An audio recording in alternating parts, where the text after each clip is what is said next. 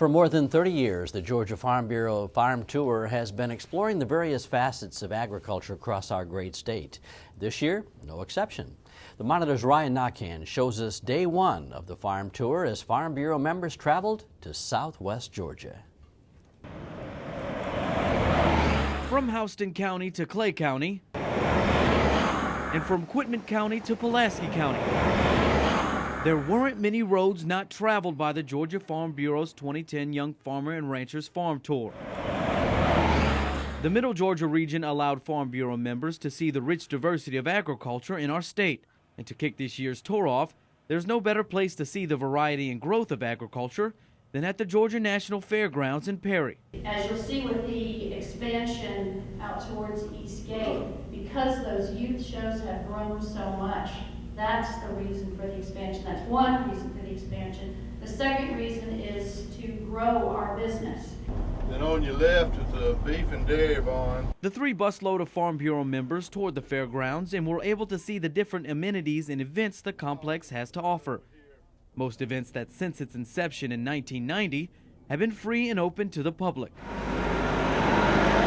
The buses then traveled to Montezuma, Georgia, to see the certified farm market of William and Deborah Brown. We have this store here that's open usually July and August. We sell Albertas. We kind of are known for our Alberta peaches. The Brown Family Farm Market started more than 30 years ago when the family began selling peaches on a picnic table by the highway. Now they have a large market that includes much more than just peaches.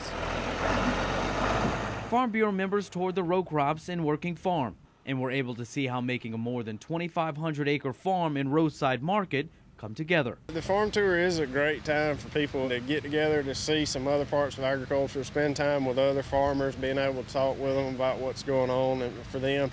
And I would definitely encourage people to go on the tour just as a learning experience. After a lengthy drive to Terrell County, the members stepped off the buses at the National Peanut Research Laboratory in Dawson, Georgia. The interaction will transfer the DNA into the plant itself. It's an opportunity for us to meet our stakeholders, which are the farmers and the members of Georgia Farm Bureau. And our scientists are working on a lot of different projects that are going to eventually reduce the cost of production on peanuts. And the opportunity for us to share this with you today is very important to us. The visit of the grounds allowed Farm Bureau members to see what new breakthroughs are being discovered at the lab and to learn the kind of attention to detail that goes into the research of growing a crop. New programs that we're working on, such as genetically modified peanuts, our new breeding program looking for drought tolerance, our new embryo rescue and planting program is looking good. And on the natural resource side, when we're looking at drip irrigation and biodiesel, and even post-harvest with looking at X-ray technology to grade peanuts, we feel like we're working to address the needs and the problems of the U.S. peanut industry.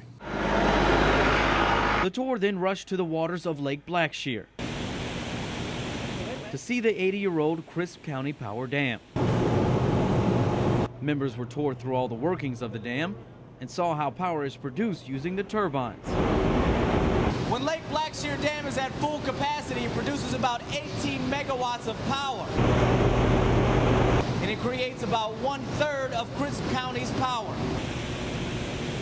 As Lake Blackshear was the final stop on day one of the 2010 farm tour, members could reflect on what they've seen and learned throughout the day and how they could implement some things on their farms. It was nice to see some things that they're doing, some ideas. I mean, it really brings about a lot of new ideas of, hey, I could bring this back to my operation, or here's something I could try. I can look around and see some things that they're doing and things that work for them and figure out how to implement it and tie it back into my business. Tying the various types of agricultural practices together because every farmer shares the same common goal, providing a safe and affordable product.